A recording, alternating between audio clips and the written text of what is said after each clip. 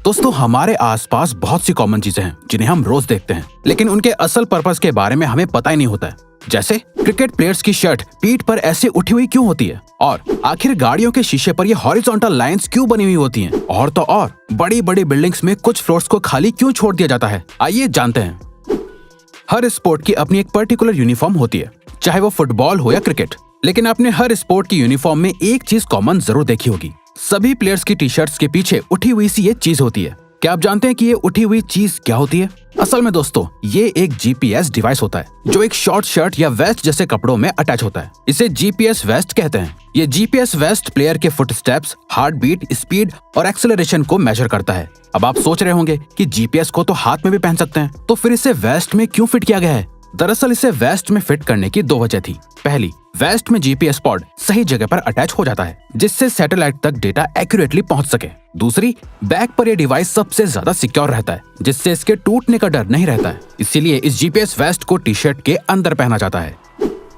आज के मॉडर्न जमाने में सभी को बड़ी बियर्ड यानी दाढ़ी रखने का शौक है, लेकिन क्या आपने कभी सोचा है कि कोई भी पायलट बियर्ड क्यों नहीं रखता है, या सभी पायलट क्लीन शेव्ड क्यों होते हैं? दरअसल दोस्तों, पायलट्स को हर तरह की ऊंचाई पर प्लेन उड़ाना पड़ता है। असल में फेडरल एविएशन एडमिनिस्ट्रेशन के फेडरल एविएशन रेगुलेशन पार्ट 91.211 के मुताबिक 12,500 फीट की ऊंचाई पर पहुंचने के बाद हर पायलट के पास ऑक्सीजन का होना मैंडेटरी है, जिसे वो किसी भी सिचुएशन में इस्तेमाल कर सके। जैसा कि आप देख सकते हैं कि एक ऑक्सीजन मास्क को कैसे पहना जाता है। तो दोस्तों, मास्क को सही तरह से पहनने के लिए फेस पर कोई एक्स्ट्रा लेयर नहीं होनी चाहिए। इसीलिए पायलट्स बियर्ड नहीं रखते हैं ताकि उन्हें ऑक्सीजन मास्क पहनने में कोई परेशानी ना हो। और अगर फिर भी कोई बियर्ड रखना चाहता है तो वो सिर्फ बहुत छोटी बियर्ड रख सकते हैं। इसके अलावा दोस्तों, हमारी सोसाइटी में आज भी क्लीन शेव्ड इंसान को ऑनेस्ट और समझदार समझा जाता है, इसीलिए पायलट्स क्लीन शेव्ड होते हैं। इतना ही नहीं दोस्तों, इसके अलावा पायलट से जुड़ा एक और बहुत ही ज्यादा इंटरेस्टिंग फैक्ट है, जो कि है एक प्लेन के दोनों पायलट्स को अलग अलग खाना क्यों दिया जाता है।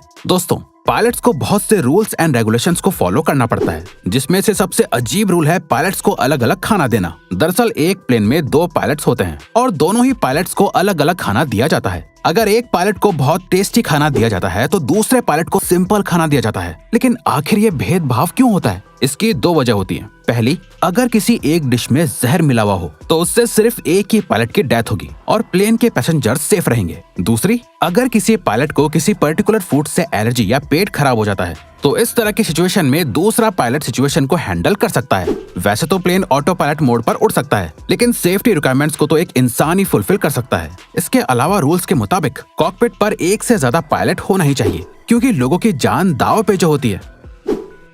आपने अक्सर गाड़ियों के पीछे वाले शीशे पर ये लाइंस देखी होंगी। क्या आप जानते हैं कि ये लाइंस क्या होती हैं और क्यों होती हैं?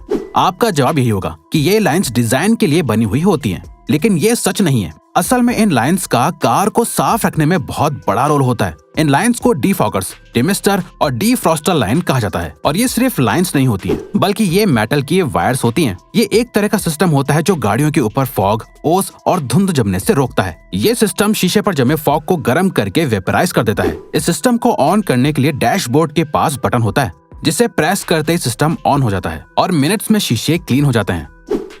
आजकल ऊंची ऊंची और बड़ी बिल्डिंग्स बनाने का ट्रेंड चल रहा है। हर देश अपनी कंट्री में ऊंची से ऊंची बिल्डिंग बनाना चाहता है। दोस्तों, इन ऊंची बिल्डिंग्स को स्काई स्क्रैपर कहते हैं। क्या आप जानते हैं कि इन बिल्डिंग्स में खाली फ्लोर्स क्यों बनाए जाते हैं? दरअसल दोस्तों, ऐसा करने की कुछ खास वजह होती है। जैसे किसी भी बड़ी बिल्डिंग को बनाने से पहले कंस्ट्रक्शन कॉन्ट्रैक्ट बनाना होता है, जिसमें बिल्डिंग के नंबर ऑफ फ्लोर्स लिखे होते हैं। लॉजिकली खाली फ्लोर्स को बिल्डिंग में काउंट नहीं किया जाता है, जिससे अल्टीमेटली बिल्डिंग लंबी दिखने लगती है। इन खाली फ्लोर्स में मैकेनिकल स्टोर बनाया जाता है, और तो और इन खाली फ्लोर्स की वजह से किसी भी तरह के फायर एक्सीडेंट को पहले से भी रोका जा सकता है।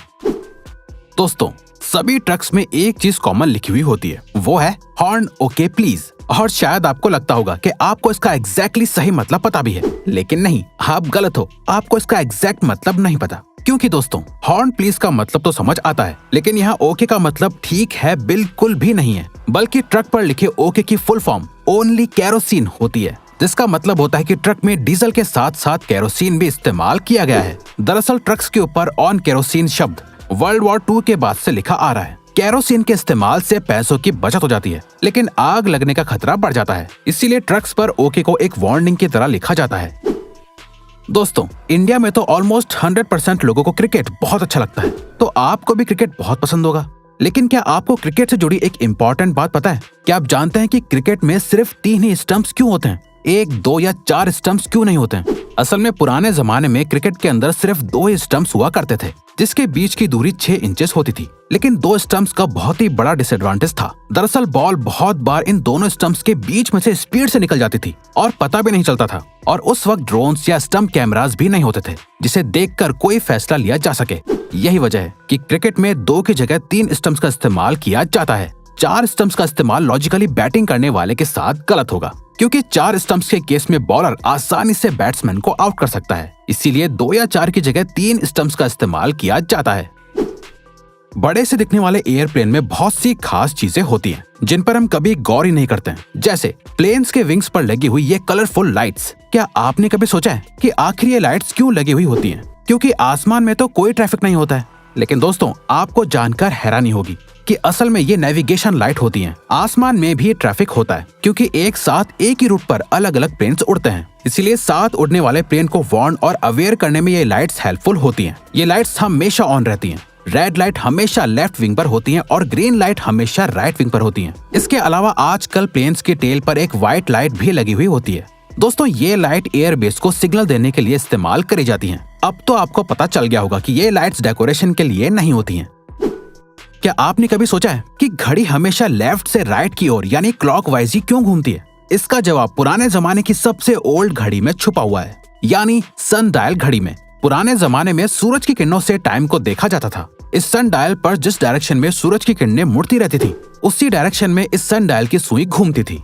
जिसके बाद जब मीडिएवल टाइम्स में क्लॉक का इन्वेंशन हुआ, तो उसकी नॉर्मल डायरेक्शन को भी लेफ्ट से राइट की ओर रखा गया, जिसे हमने क्लॉकवाइज का नाम दिया। इसके अलावा दोस्तों, आपको बता दें, अर्थ असल में एंटी क्लॉकवाइज रोटेट करती है।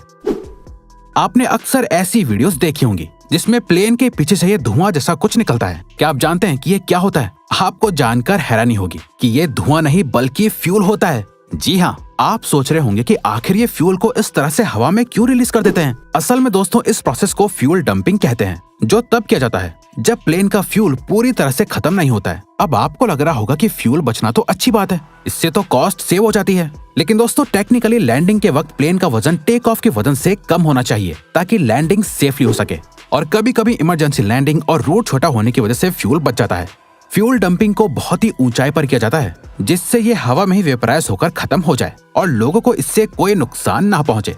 तो दोस्तों, अब अगर आपको ये वीडियो अच्छी लगी और आप आगे भी ऐसी ही अमेजिंग वीडियोस देखना चाहते हैं, तो प्लीज हमारे चैनल को सब्सक्राइब करके ऑल नोटिफिकेशन बेल को ऑन कर दो, ताकि हमारी फ्यूचर वीडियोस का नोटिफिकेशन सबसे पहले आपके पास आए। So till then, keep learning, keep growing.